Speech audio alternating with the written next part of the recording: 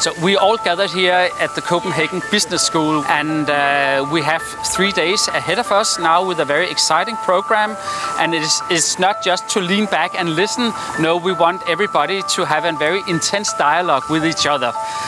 So we invite the participants to gather together in workshops and masterclasses to learn from each other. And we hope that everyone, when they have finished in 3 days' time, will return to their own countries, having made a lot of new friends and colleagues from different countries, and feel very much inspired to work even harder in the field of climate change education.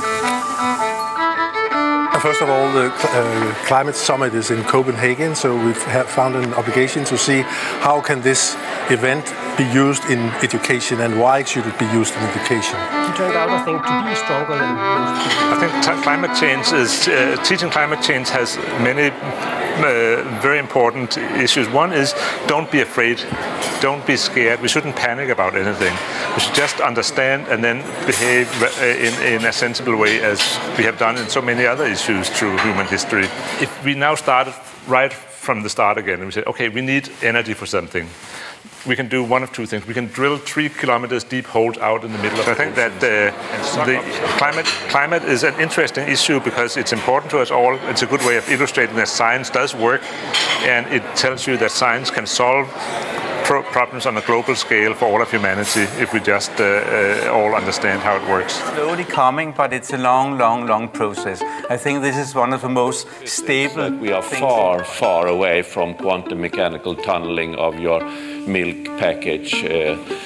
It will take some time. If we want our students to grow up to be real active members of society, then they also need to be empowered, so they think they can do a difference, so they have some influence, so they are not just passive people sitting in the sofa at home and turn the head away from the difficulties. Done is put together 170 slides that I'm going to cover in 30 minutes. And so what I've done is put a timer on this so that each slide is up for only 8 seconds. And that's the experimental part of this, and we'll see how this goes. So to help students to develop into being active citizens, they need much more than just the knowledge. The situation could be when a teacher has one specific goal in mind in a lesson, for instance. The teacher is very fixed. The new reform of the upper secondary has some other goals put in. Goals for literacy, also for creativity, for being able to use this concept of competences, being able to use your subject in different everyday settings. That is something new, but it's still the same teachers, more or less. So they have to change as well. It's the teachers who are the key to the change, no doubt about that. No. For example, if they're looking for comprehension, as I said, in South Africa, most schools don't even have textbooks. So the educator can just print out sections of this. We have heard a lot of good stories from professors and authorized people.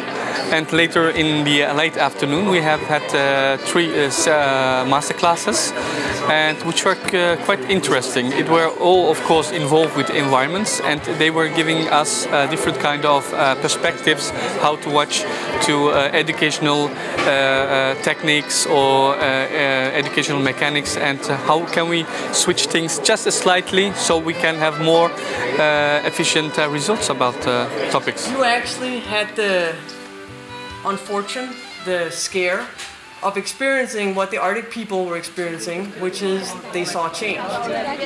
Today's meeting was very informative and useful for me. I look forward to attending tomorrow's meeting and also a field trip the day after. I have attended many conferences in Copenhagen, so certainly this is one of the most important and informative conferences I have ever attended in Copenhagen this year. They are not citizens. No, but what I like doing is go to the community and choose the volunteers for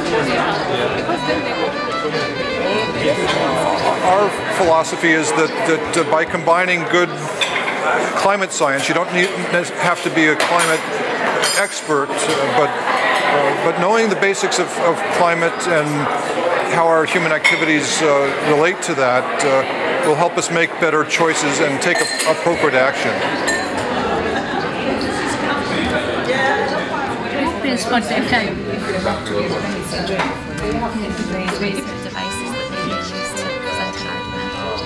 The information here is at a high level, and I come from a different setting. I come from the south, and maybe we are about 50 years behind. So the challenge, or the thing that I'm taking back, is to see how information has been simplified. So it's just a matter of taking that simplified information and then adapting it to our situation. Yes, making science fun. It's not about exams, it's not about something abstract, but really making it enjoyable for us students. Global citizenship must be a required educational goal as an outcome of COP15. It's pretty good too. Yes, and how a lot of suggestions and a lot of keywords down here. And as you can see, somebody has been working very, very hard. And that's it. We're finished. I wish you a happy travel back home to your countries, and I very much hope to see you again some other time.